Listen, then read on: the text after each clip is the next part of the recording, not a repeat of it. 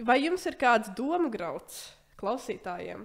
Man nav pilnīgi nekāda doma. Domgrauds nozīmē tādu skaistu frāzi, vēlams vienā teikumā. Nezinu kaut ko. Nē, bet man ir, tā kā es pieņemu, ka šo klausās, skatās pārsvarā, jūs paudzi.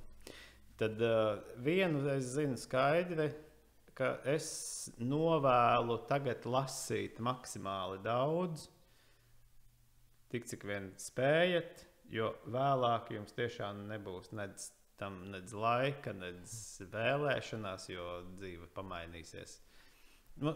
Tam jūs vēl iesiet cauri.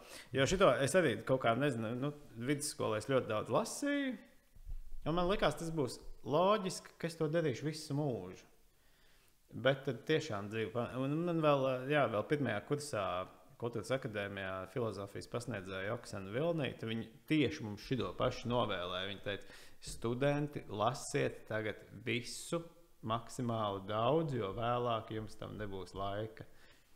Un tie bija tiešām ļoti viedi vārdi. Un tāpēc 20 gadi, es visu laiku kaut ko lasu, bet tagad intensīvi atkal tā kā tīņa gados.